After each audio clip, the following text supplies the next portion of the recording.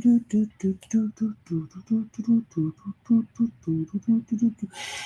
kia ora. Helen Brahms here, coming to you live from Surprise in Arizona. Hope you're having a super fantastic, sparkling day. Welcome to Porchlight Letters podcast, number 2136, Living with Open Hands. This is part 5 of our Surrender series. It's also another, let's see, what is it's the 6th of June today, which means it is the 81st anniversary of the landing at Normandy. So please take a moment out of your day just to sit in silence and to thank everybody that was involved with that project, with that, what was it? Oh, jeepers, what was it called? Operation Overlord is what it was called. So please take a moment out of your day just to have a moment of silence for everything that happened that day. Tonight we will be watching D-Day, which I actually kind of enjoy that film. There is some very serious moments in that, and there's some little quirky moments in there as well. But so please take time out of your day to take a moment of silence to remember what happened on the beaches of Normandy on this day 81 years ago. Now on to tonight, living with open hands. To surrender is to stop clenching, to stop gripping life, people, plans, and outcomes so tightly. Living with open hands doesn't mean we don't care. It means we've stopped trying to control what was never ours to hold forever.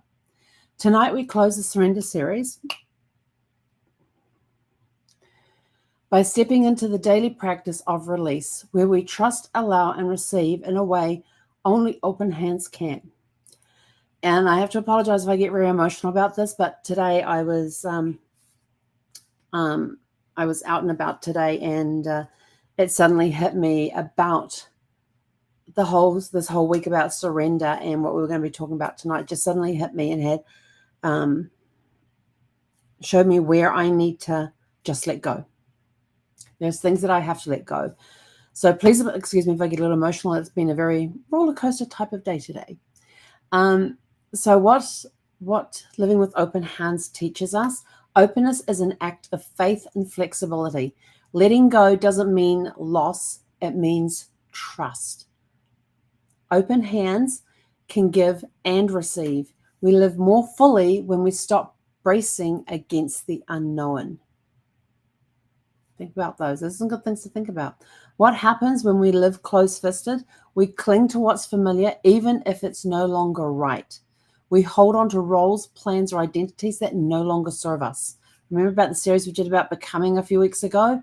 About how we are willing to release who we are, release our old selves to become who we need to become.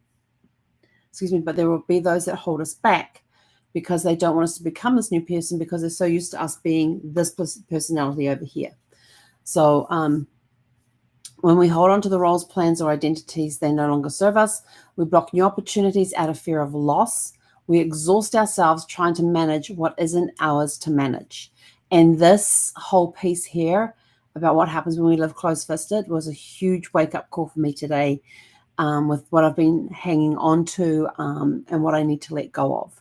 So I've had a very enlightening day today on this. How to live with open hands. Begin your day with the mantra, I release what I don't need to carry. Notice where in your life you're trying to force a grip on time, outcomes, and emotions. Practice gratitude without possession. Let people, ideas, and paths evolve without needing to hold them still. Now that release is not rejection, it's respected for the flow of life. Yes, I've started writing in my gratitude journal again. I have a composition, a spiral bound composition book that sits next to me. And when the urge to write about gratitude hits me, I will sit there and write about what I'm grateful for. And I could sit there for 5 minutes. There are times that I am like, I run an open office once a week for our mastermind group. And there are times that I sit there with my journal and my gratitude journal. Says, I'm going to sit here and write what I am grateful for in my gratitude journal until somebody comes and joins me in the open office. There have been days where I have just sat there for 30 minutes and written that because nobody showed up, but that's okay. I'm there if they need me. But I did get to write for 30 minutes about gratitude, what I was full of love and gratitude for. It was those couple of times it's happened have just been absolutely incredible, and it changes the vibe of the day when you can be when you're living in that gratitude. When you practice gratitude every day, it releases something inside of you. It raises your vibration, and you are more open and trusting of what is to come. So use gratitude to help you release.